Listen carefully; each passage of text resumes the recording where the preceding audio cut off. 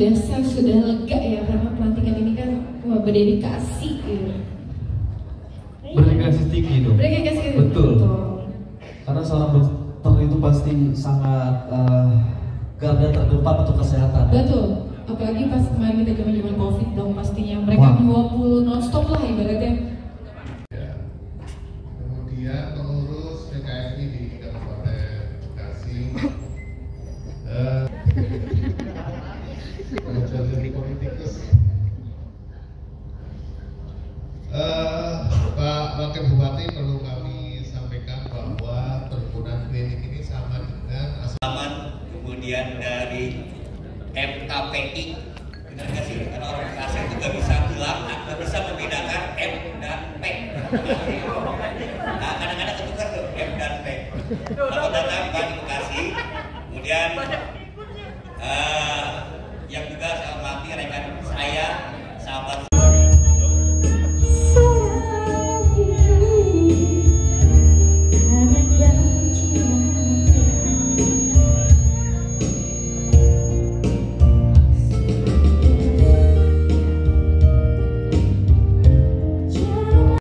Sudah ada aturan di pusat itu.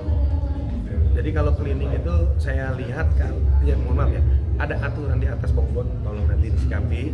Untuk puskesmas itu kan sudah ada tupoksinya. Adalah preventif dan promotif. Kuratifnya ada di klinik. Nah, klinik makin banyak klinik itu makin bagus kalau buat saya. Jadi masyarakat ya boleh ke puskesmas, boleh ke klinik. Andai kata misalnya puskesmas dokternya nggak ada klinik. Gitu. Jadi setahu saya klinik ini udah 24 jam rata-rata. Gitu. Jadi pembagian klinik sebanyak-banyak klinik juga nggak jadi masalah. Yang penting dia mau bekerja sama dengan BPJS. Gitu. Ya. Apa itu Pak, ada beberapa klinik yang mengatakan bahwa kedepannya berharap bahwa perizinan klinik itu dipermudah. Emang mekanisme perizinan klinik saat ini seperti apa? Kita menjabat baru 3 bulan. Nah, tapi sekarang kita untuk perizinan kita sudah buka namanya pelayanan untuk perizinan. Contohnya di PTSP kita buka itu mungkin Pak Aslin mana ya? Kalau itu ada. Ya kita udah buka itu pelayanan untuk perizinan. Jadi setiap hari dibuka untuk pelayanan perizinan agar perizinan dipermudah melalui satu pintu yaitu PTSP. Selamat kepada pengurus. Yang kedua bahwa klinik dan puskesmas adalah ujung tombak dari pelayanan kesehatan. Sebagai ujung tombak tentu berkaitan langsung dengan masyarakat. Ada beberapa catatan. Yang pertama terkait dengan fungsi pelayanan. Kadang-kadang kan orang sakit dengan suasana yang tidak nyaman segala macam. Kalau ketemu dengan petugas yang nyaman, mereka akan nyaman sendiri. Yang kedua kaitan dengan anggaran. Anggaran dari pusat dalam bentuk PBI atau BPJS, juga anggaran dari kabupaten dan kota yang selama ini banyak dikeluhkan. Apa sih kaitannya? Keterlambatan pembayaran dan angka-angka kapitasi. Semoga apa yang dilakukan hari ini membawa manfaat hingga derajat kesehatan masyarakat Bekasi untuk ke depan lebih baik. Dan saya ucapkan terima kasih kepada Wakil Bupati yang tadi sampaikan bahwa proses perizinan klinik di Kabupaten Bekasi itu dimudahkan. Tadi disampaikan oleh beliau. Karena dengan proses dimudahkan akan bertumbuh klinik, maka pelayanannya akan jadi lebih baik. Tentunya itu harapan kita semua. Dan sekali lagi selamat untuk dokter. Nah, mungkin kualifikasi ya. Saya bicara nasional. Yang pertama kaitan dengan anggaran 217 triliun anggaran Kementerian Kesehatan, meskipun ada beberapa efisiensi, tapi tidak menyangkut kepentingan dari masyarakat. Kemudian yang kedua, BPJS sendiri memang defisit.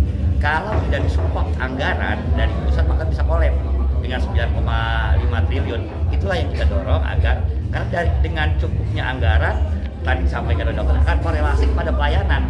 Anggaran yang maksimal pasti pelayanan maksimal. Tapi kalau anggaran yang terbatas, pelayanan juga terbatas. Itulah tugas kami secara nasional. Masalah-masalah terkait dokter segala macam itu bagian dari proses. Oke. Saat ini ya kembali dilantik ya. Apa yang akan dilakukan untuk membesarkan dan mengembangkan organisasi ini? Ya. Jadi kita memang baru dilantik hari ini. SK-nya itu dari Januari Desember 2024. Jadi saat ini kita baru punya sekitar 30 anggota.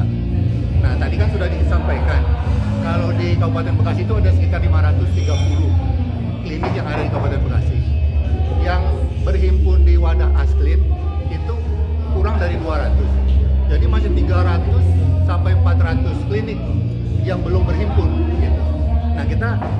pengen menggarap itu PKFI. Jadi yang belum berhimpun, kita ingin mereka berhimpun ke dalam wadah PKFI, karena menurut kami di PKFI itu manfaat dari berhimpun itu banyak sekali gitu. Salah satunya kita bisa urun rembuk sama-sama untuk meningkatkan kesejahteraan karyawan-karyawan klinik, untuk meningkatkan kesehatan masyarakat. Kemudian yang kedua itu kita bisa mengadvokasi gitu, mengadvokasi bareng-bareng supaya program-program di dinas kesehatan itu bisa lebih bagus gitu, lebih baik gitu. Kemudian yang ketiga, kita bisa mengadakan pelatihan-pelatihan. Nah, pelatihan ini untuk apa? Untuk meningkatkan ilmu dan keterampilan dari teman-teman di klinik. Kemudian yang tidak kalah penting yang terakhir, kita bisa bersama-sama nih kalau ada masalah di klinik, nah kita bisa bersama-sama memecahkan masalah itu tersebut. Dengan adanya PKFI, mungkin kalau ada teman-teman di klinik yang punya masalah hukum, nah nanti kita bisa bantu dari PKFI. Masalah kesejahteraan, masalah karyawan, kita bisa bantu. Saya rasa dan masih banyak lagi manfaat yang lain. Makanya walaupun sudah ada Asklin, tapi kan ini klinik banyak sekali. Nah kita pengen bareng-bareng jalan sama-sama nih. Nggak ada maksud kita mau foto-foto atau mau ngambil anggotanya Asklin, nggak ada. Jadi kita mau menggarap yang belum berhimpun di Asklin. Oke. Gitu. Tadi kan kebetulan kan saya tadi kan Itu siap berkolaborasi, siap diundang, siap diajak untuk sama-sama meningkatkan kesehatan masyarakat. Pokoknya untuk sama-sama supaya Bekasinya lebih maju, lebih sejahtera. Terus terkait dengan tadi Saya sih berharap ya ke Bang Obon sebagai Komisi 9, apa yang bisa Komisi 9 bantu untuk meningkatkan kesejahteraan klinik, apa yang bisa dibantu untuk bagaimana klinik itu bisa lebih maju gitu. Saya harap di Komisi 9 itu ada anggaran-anggarannya yang untuk diperbantukan ke klinik. Itu harapan kita. Tapi kalau tidak pun klinik akan bisa berkolaborasi dan siap membantu komunitas. apabila ada ditemukan komunikasi yang perizinannya masih belum lengkap atau bahkan tidak memenuhi persyaratan, ini bagaimana tindakan? Kita silahkan melaporkan ke aparat ya, termasuk aparat hukum, dan kita akan sama-sama akan menghentikan. Itu tugas tanggung jawab kita bersama untuk mengawal. Tindakannya seperti apa, Pak? Tindakannya ya kita lihat jenis pelanggarannya seperti apa. Ya kalau memang melanggar secara ekstrim ya kita tutup. Berarti penutupan ya? Penutupan. Terakhir Pak, pesan bagi teman-teman pemilik klinik Pak terkait dengan perizinan seperti apa? Terkait perizinan, kalau tentunya di awal perizinannya harus dilengkapi. Kalau mau habis diperpanjang. Kalau terkait dengan yang lain-lain tenaganya, karena klinik itu kan ada tenaga, ada fasilitas yang dilengkapi. Nama apa izin Pak? Nama lengkap Pak? Dr. Alam Syah. Terima kasih Pak.